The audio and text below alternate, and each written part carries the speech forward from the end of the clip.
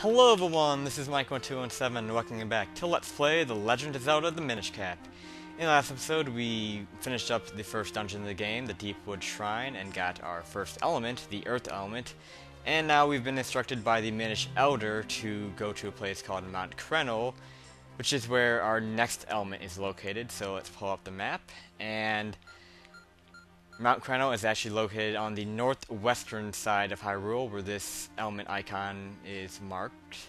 And you can see two other element icons on the map here, but we cannot get to them yet. Like, we can't do the dungeons yet. You have to do the dungeons in order in this game, which is unlike some other Zelda games you can do some out of order. This game we have to do them in order, so we do have to go to Mount Crenel next. But before we do that, we actually have to go to Hyrule Town right in the middle and get a few things done here. So that's what we're going to do in this episode, is get some things done in Hyrule Town. You have to hit start to exit the start menu, man. And yeah, let's do that. Right here is kind of a gravestone looking thing, and if you check it, it will explode on us. And what this is actually a warp point, and you'll be finding these throughout the overworld, and you'll have to unlock them in order to warp throughout the overworld. However, we do need a specific item to actually do that, so we can't do it right now. But still, we are going to want to unlock these whenever we see them. That way we don't have to worry about it later. But yeah, right now let's exit the Minish Woods. Another thing we did last time is we actually picked up the bombs, your standard Zelda item that is in every game. And you can blow up rocks like these with the bombs. They work the same way as they always do, no explanation needed. And yeah, the mysterious shells that we found in those chests in the dungeons, you can actually find them in grass and stuff like that. Again, I go into mysterious shells later. They're really not that important at all. So this is the Eastern Hills. This is the southernmost part of Hyrule. I should stop calling it the Overworld. It's Hyrule. It's an easier way to say.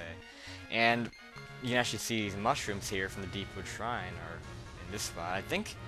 I think this is the only place in Hyrule where you see those other than the Deepwood Shrine. I don't know.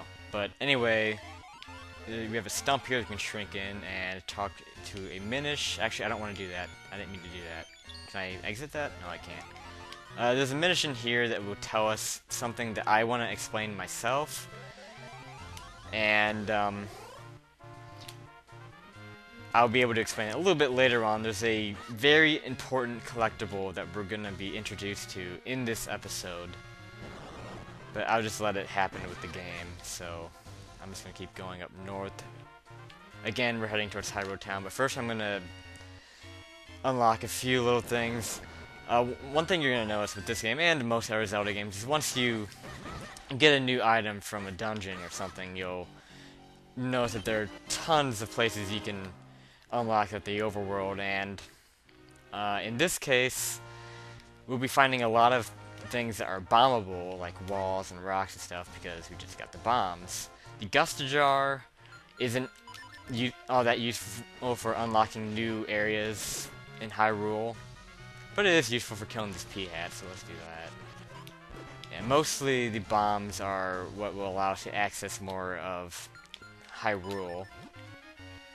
And this just leads back to where we entered the Minish Woods at, actually, so not too big of a deal to blow this up, but you might as well do it for a shortcut. And these annoying moles that pop out. I always call them Monty moles, even though that's the name of them from the Mario series. But anyways, the southern Hyrule Field. This is actually where you start out the game. This is where your house is. So yeah, your house is right up here. There's not much really in here, so I'm not gonna mess with going in there. And I'm just exploring. I'm just doing a little bit of exploring, just to kind of get you accustomed to the kind of things you'll see throughout the overworld.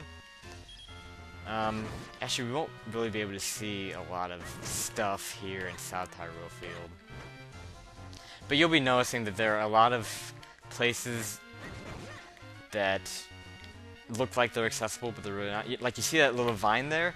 Eventually we'll be getting Minish size and climbing that, so you have to kind of pay attention to little things like that. And other, like this house right here, we can't get into because there's nothing to shrink us down to Minish size. There's a sparkling tree though, but I don't know why it's sparkling. We'll find out about that later. And I can't think of much else to show you that's important to pay attention to in the overworld yet. So let's just move on and go to Hyrule Town right up here. And right away we're going to be interrupted by this character. And oh, those little kids look familiar. The guy with the snot dripping down looks familiar.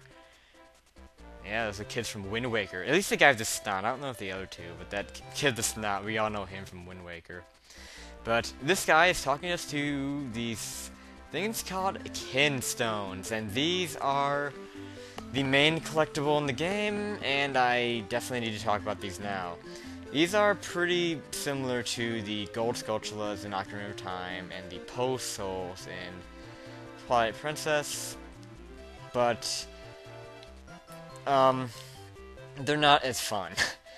And, well, I wouldn't say that those are fun either, but the Kinstones, I would say, are the reason why this game isn't Let's Played as much, because in order to 100% the game to get all the heart containers, you need to do a lot of hunting for these Kinstone items. We just got the Kinstone bag where we carry them in. So throughout the game, we'll be collecting these Kinstone pieces. And what they're used for is fusing with other NPCs in the game. Whenever you find a Kinstone piece, it will be half of a Kinstone, and another NPC in the game will have the other half, and you have to connect with them. And as long as they fit perfectly, as this guy's explaining, then there will be a connection made, and then something will happen. And we'll be able to demonstrate it right here. I won't be able to really show off the full gist of it with this, but basically, in order to get all the heart containers in the game, you need to do this Kinstone fusing thing, and that's something that's really difficult to do. It's something that I have not done yet in this game. I have not fused every Kinstone, therefore I have not 100% the game yet. And I don't think I'll be doing that in this Let's Play, but I'm going to try my very best to get as much as I can as far as heart pieces. I do promise I'm going to get all of the items and upgrades, even if they aren't necessary for beating the game, I'm still going to get them, but the heart pieces, I don't think I'm going to be able to get them all. I might, but I don't know, I'm going to get as many as I can. Because a lot of them you get through doing this by fusing Kinstones. I mean, by what I'm showing right now, you probably won't be getting a very good idea of them, but later on, once we collect more, I'll be able to explain them better than this. But basically, whenever you fuse with somebody, it'll make something in the overworld unlocked. In this case, this tree here will actually get a door. It was blocked off by vines. Now there's a door on it, and it will show up on our map. There's an icon showing that there's an open door on our map. So let's take a look at our map right now. And another thing you can do on the map that I haven't really showed is you can actually click on a square on it to zoom in a little more.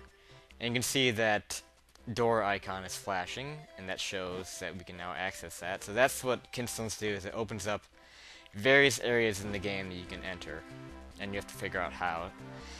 And these little mini areas that you'll be unlocking will lead to various prizes, some bigger than others. A lot of times they're rupees, sometimes they're heart pieces, and I think there are other things that lead to. Sometimes I think they sometimes lead to other Kinstones, which is hilarious. But yeah, this is a heart piece, and if you notice the speech bubble that was coming out of that guy that we were talking to had a heart on it, and sometimes the speech bubbles will indicate what your prize is going to be, and as you can imply, the speech bubbles that have hearts in them show that the prize for fusing Kinstones will lead to a heart piece. So you definitely, if you want to get all the heart pieces, you want to be paying attention to those. Sometimes you'll see rupees too, and of course those will lead to rupees. And there are various other things. But yeah, I'm pretty sure that every NPC in the game can be fused with. And you'll notice that they'll have the speech bubbles about them, only some of them don't. I can see this guy doesn't. And I don't know what determines when someone will get a speech bubble on them to fuse. Like this lady here, you can see there's a speech bubble on her, and you can fuse with her. Only we don't have any Kinstones right now, so Elzo's going to tell us no. So, so once we find more Kinstones, we'll be able to fuse with more people. And yeah, I can't really explain it into too much detail now. But the reason why I'm deciding not to devote myself to doing all the Kinstone fusing in this game is because it's really tedious. It takes a lot of work. It just takes a lot of going out of your way for it. It doesn't mean I'm not going to do it at all. You can see it in our warp here, by the way. It doesn't mean I'm going to completely skip it. I'm not going to half-ass it. I'm going to do as much as I can. I'm going to promise you that I'm going to give the best effort I can to get as many Kinstones and fuse as many as I can, but I'm not going to let it dominate the Let's Play. That is the one thing I really want to avoid with this Let's Play. It's probably the reason why this game isn't Let's Played very much, is that the Kinstones can really throw it off and can really distract from the main game. And I don't want, I don't want you guys like watching a video and saying, "Oh crap, another Kinstone quest." It's like, I don't want to do that. I don't want the Kinstones to dominate the Let's Play. I want to focus on the main game mostly, so I want to make sure that just about every video there's good progress in the main game. So let's actually stop talking about that and progress with the main game. And this guy right here, this is where we have to exit to get to Mount Crenel, but this guy won't let us through. He's a lot like the guards in Majora's Mask in the Clock Town. And apparently, it's dangerous to go alone, but in this case, even though we're not alone, apparently we need more than just a sword and shield.